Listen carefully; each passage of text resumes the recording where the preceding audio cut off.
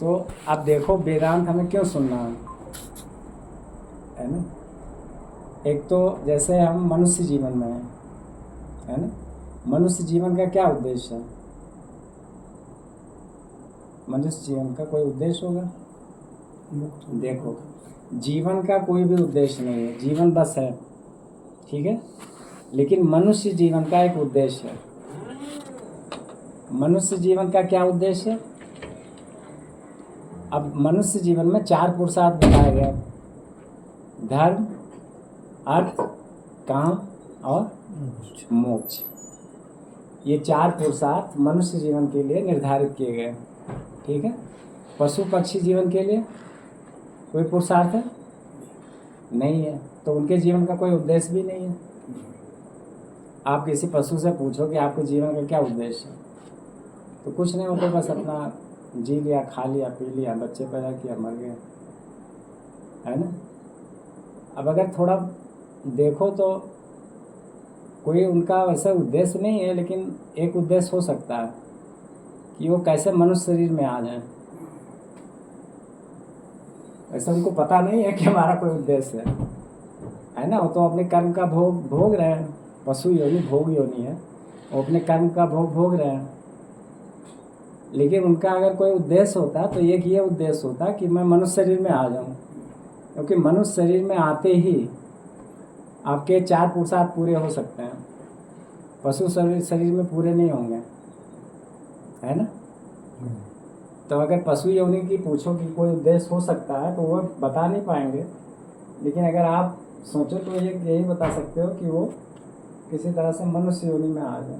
वो एक प्रक्रिया में है, कुछ जन्म लेंगे, धीरे धीरे मनुष्य योनि में आ जाएंगे, और जैसे ही मनुष्य योनि में आएंगे तो ये 4 पुरुषार्थ उनके ऊपर भी लागू हो जाएंगे। मनुष्य जीवन का जो उद्देश्य है वो 4 पुरुषार्थों में डिवाइड है, ठीक। और धर्म या अध्यात्म में कहता है कि ये चारों पुरुषार्थ हो सके तो एक ही जीवन में पूरे कर लो: धर्म, अर्थ, काम और मोक्ष, ठीक है। इसीलिए देखिए धर्म ने क्या किया है, बहुत सारे नियम बनाए हैं, है ना। विधि निषेध जिसको कहते हैं कि ये करना, ये नहीं करना, है ना। क्यों इतने कड़े कड़े नियम बनाए गए धर्म के द्वारा? ऐसा नहीं करना, ऐसा नहीं करना, क्योंकि वो आपके कर्मों को संकुचित करना चाहता है, कर्मों को कंट्रोल करना चाहता है ना। नियंत्रण करना चाहता है आपके जीवन पे, आपके इंद्रियों पे, आपके मन पे, आपके कर्मों पे। क्योंकि अगर नियंत्रण नहीं होगा तो अनियंत्रित हो जाएंगी आपकी इंद्रियां, आपका मन, आपके कर्म। और जब भी कोई चीज़ अनियंत्रित होती है तो कहाँ जाती है? गड्ढे में जाती है, एक्सीडेंट होता है। जैसे आप गाड़ी ड्राइव कर रहे हो, है ना। आप गाड़ी ड्राइव कर रहे हो तो सबसे अच्छा ड्राइवर कौन है? कंट्रोल में रखे ना। जब जहाँ ज़रूरत है तो ब्रेक लगा दिया, जहाँ ज़रूरत है तो गियर बदल दिया, एक्सीलेटर कम ज़्यादा किया, और कंट्रोल में चल रहा है। और अगर अनियंत्रित हो गई गाड़ी, यहाँ तो खाइए आप लोग वहाँ खाई नहीं है, इधर तो खाई, तो खाई में जाएगी, है ना। तो खाई क्या है? नर्क वगैरह है, पशु योनि। मतलब आप नीचे की योनि में चले जाओगे, नीचे के लोकों में चले जाओगे, अनियंत्रित हो गया ना। तो धर्म चाहता है कि आपके जीवन को मोक्ष तक पहुँचाए, इसीलिए वो इतने विधि निषेध, मतलब ये करो, ये मत करो, ऐसा करो, ऐसा करो। तो तमाम तरह के ताम झाम बनाए। तो बहुत से लोग इसे पसंद भी नहीं करते। वो कहते हैं धर्म के नियम जो है ना, ये इतने क्लिष्ट है, इतने कठिन है, इनका पालन करना बहुत मुश्किल काम है ना। लेकिन जो पालन कर ले जाएगा वो आगे बढ़ जाएगा, गाड़ी से नियंत्रण में धीरे धीरे निकल जाएगी। तो इसमें जो 4 पुरुषार्थ हैं, जैसे पहला धर्म है ना। अब ये धर्म का जो पुरुषार्थ है, ये 4 पुरुषार्थ 4 आश्रमों से जुड़े हुए हैं आपके: ब्रह्मचर्य, गृहस्थ, वानप्रस्थ और संन्यास, ठीक है। तो ये जो धर्म है यह जुड़ा हुआ आपका ब्रह्मचर्य से, ब्रह्मचर्य आश्रम। तो ब्रह्मचर्य आश्रम में हम क्या करते हैं? धर्म की शिक्षा ग्रहण करते हैं। पहले सारे ब्रह्मचारी धर्म की शिक्षा ग्रहण करते थे ना, गुरुकुल जाते थे, धर्म की शिक्षा सारे वेद शास्त्र इतने सब पढ़ाई वढ़ाई करके ब्रह्मचारी हो जाते। तो वहाँ पे जो स्टूडेंट होते थे उनको ब्रह्मचारी कहा जाता था, स्टूडेंट को ही ब्रह्मचारी कहा जाता था। तो वो धर्म की शिक्षा है। अब दूसरा गृहस्थ आश्रम, तो धर्म के बाद अर्थ है ना। अब गृहस्थ आश्रम में आ गए तो अर्थ की ज़रूरत है, तो आप अर्थ कमाना पड़ेगा, है ना, काम करने पड़ेंगे, इच्छाएं। अब जब अर्थ आएगी तो इच्छा भी आएगी, है ना। तो इच्छा पूर्ति पे, तो ये अर्थ इच्छा पूर्ति के लिए, अपने आवश्यकता पूर्ति के लिए हो गया। और फिर तीसरा काम। अब कामना किससे संबंधित है? वानप्रस्थ। जो तीसरा आश्रम है वानप्रस्थ, ये कामना। तो कामना की पूर्ति नहीं, कामना की निवृत्ति।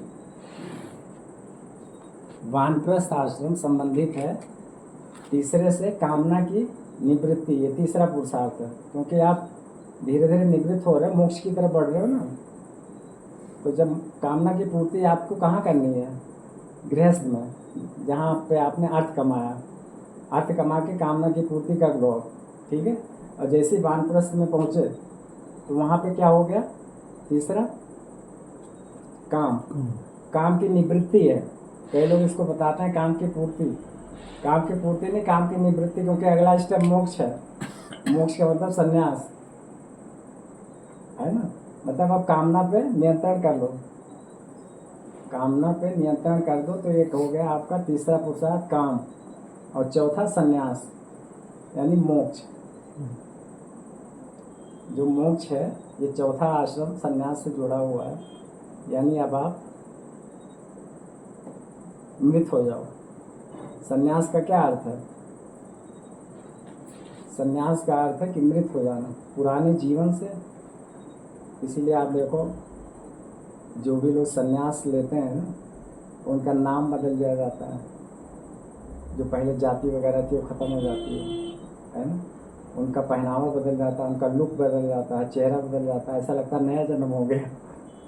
कई सालों बाद, अगर 20-25 साल बाद कोई उस सन्यासी को देखे, उसके घर वाला, तो उसे पहचान में नहीं आया, वो लगेगा कोई नया व्यक्ति है, नया जन्म हो गया ना उसका सन्यास में। वो पिछला जो था मर चुका। पिछला जो किसी का पति था, किसी का बेटा था, किसी का पिता था, वो मर गया। वो जो उसका नाम था वो भी गया, जो उसका लुक था, जो पहनावा था, वो सारा का सारा चला गया। अब आपका एक नया जन्म हुआ है ना। आपको एक नया नाम दे दिया गया, नया स्थान मिल गया, नए कपड़े मिल गए, नया सब कुछ हो गया।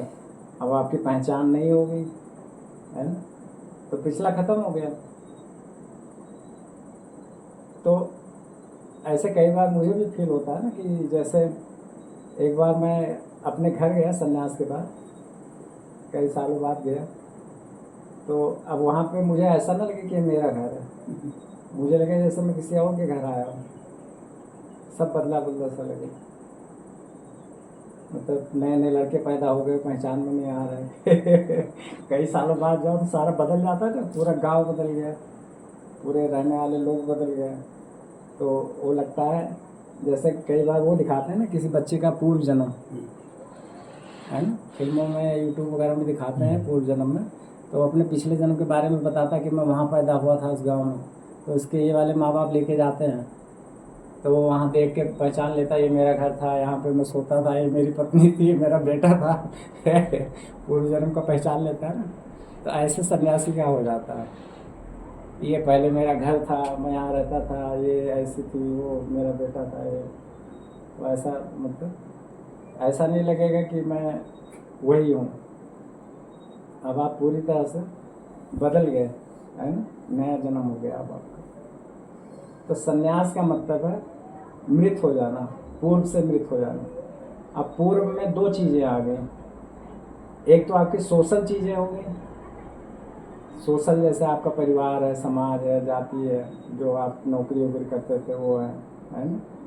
और एक पूर्व है जो आपका मानसिक मेमोरी है।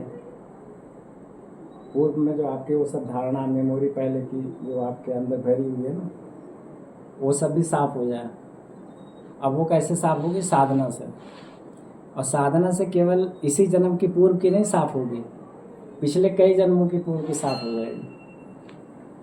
पिछले आपने जितने भी जन्म लिए ना, तो सारी मेमोरी आपके हैं मन में जमा हुई है ना। तो जब आप साधना करोगे ना, तो साधना क्या करता है, साधना से अग्नि प्रकट होती है, साधना से आग प्रकट होती है। अगर आपकी साधना से आग नहीं प्रकट हो रही ना, तो अभी साधना काम नहीं कर रही है। देखो साधना दो काम करती है। अगर आपकी साधना ठंडी है तो वो क्या करेगी, नई मेमोरी बना देगी, है ना। नई मेमोरी बन, जैसे आप घर पे रहते हो पत्नी के साथ हो, पिता, तो वहाँ की मेमोरी दूसरी है। अब संन्यास लेके आश्रम में आ गए, अब यहाँ की मेमोरी दूसरी बन रही है। अब आप साधना भी कर रहे हो, वेदांत भी सीख रहे हो, अब वो एक मेमोरी बनती जा रही है। तो ये पिछली वाली मेमोरी पे लोड हो जाएगी, वो मेमोरी दब गई, ये वाली मेमोरी ऊपर आ गई, ठीक है। अब ये मेमोरी काम कर रही है, लेकिन इसने अभी आपकी पिछली मेमोरी को डिलीट नहीं किया, दग्ध नहीं किया, जलाया नहीं, नई मेमोरी बन गई। इसीलिए कई बार लोग पूछते हैं कि स्वामी जी एक घटना हो गई थी, वो मैं भूल नहीं पा रहा, है ना। तो क्या करूँ, अब जितना भुलाने की कोशिश करोगे ना उतनी याद आएगी। आपको भुलाने की कोशिश नहीं करना, आपको क्या करना है, एक अच्छी नई मेमोरी बना देनी है, उसके ऊपर लोड कर दो। अच्छी नई मेमोरी बना के पिछली जो गंदी मेमोरी है उसके ऊपर लोड कर दो। अब ये मेमोरी ऊपर हो जाएगी, वो नीचे दब जाएगी, ठीक है। तो ये मेमोरी सक्रिय होकर काम करेगी, वो नीचे दबी पड़ी रहेगी, वो ख़त्म नहीं होगी। सारी मेमोरी कब ख़त्म होती है, जब आप साधना करते हो और जब आपके अंदर साधना की अग्नि प्रकट होती है, ज्ञान अग्नि, योग अग्नि, योग अग्नि भी कहते हैं, ज्ञान अग्नि भी कहते हैं, है ना, ध्यान अग्नि भी कहते हैं। तो उससे जब अग्नि प्रकट होगी तो वो जितनी भी मेमोरी है, इस जन्म की भी, पीछे के जन्मों के भी, जो कर्मों की संस्कार बन गए ना, कर्मों के जो भी संस्कार बन गए हैं, वो सब जला के दग्ध कर देगी, है ना। तो साधना मैंने बताया दो काम करता है, एक तो नई मेमोरी बना देगा साधना का, है ना। यहाँ आकर के आपने ध्यान करना शुरू किया तो इसकी मेमोरी बनी, यहाँ आकर के आपने वेदांत सुना, योग किया, प्राणायाम किया, तो ये सब मेमोरी बनती गई, तो पिछली मेमोरी को ये दबाएगी, ठीक। और एक है कि साधना से आग प्रकट हो गई। अब जब आग प्रकट हो गई तो वो क्या करेगी, वो पिछली मेमोरियों को, जितनी भी मेमोरी है सबको आग लगा देगी, क्योंकि वो ईंधन का काम करती है ना। जितने पूर्व के संस्कार हैं वो ईंधन का काम करके सबको जला के राख कर देगी। और जब सब जल के राख हो जाएगा तो आपका मन मुक्त हो जाएगा, मुक्त मन हो जाएगा। मुक्त किसके बंधन, वो मन आपका किस बंधन में है, संस्कारों का ही तो बंधन है ना। आपके मन में जन्मों जन्मों का संस्कार एकत्रित है, कर्मों का, ठीक है, कर्मों का संस्कार एकत्रित है। तो मन क्या है, लोडेड हो गया, भारी हो गया। कर्म के जितने भी संस्कार हैं, पाप पुण्य, वो सब लोड हो गए कर्म पे, अब वो भारी हो गया। अब वही कर्म के संस्कार दोबारा मन को जन्म में ले आते हैं, वो बार बार जन्म लेता रहता है ना। अब वो सारे कर्म संस्कार हट जाएं, जल के राख हो जाए, तो मन क्या हो गया, खाली हो गया, हल्का हो गया, मुक्त हो गया। तो उसी को मन मुक्त मन कहते हैं, है ना। तो ये मुक्ति का अनुभव कौन करेगा, मन ही तो करेगा आपका। मन ही बंधन का अनुभव करता है, मन ही मुक्ति का अनुभव करता है। मन एवं मनुष्य नाम कारणम मन मोक्ष्यो। जब आपका मन लोडेड है, जन्मों जन्मों के कर्म संस्कार लोड हैं, है ना, लेकर के आप आ गए हो, तो बंधन। और जब अनलोड कर दिया, सब जला के राख कर दिया, साधना से आग लगा दिया, तो मुक्त, मन मुक्त हो गया। तो मन मुक्त हुआ, आप क्या बोल रहे, है ना। तो कौन मुक्त हुआ, मनी मुक्त हुआ। और मनी बंधन में था तो वो मुक्त हो गया। तो जितनी भी आप साधना करते हो ना, जब तक ये साधना गर्माहट नहीं पैदा कर रही, आग नहीं पैदा कर रही, चिंगारी नहीं पैदा कर रही, ठंडी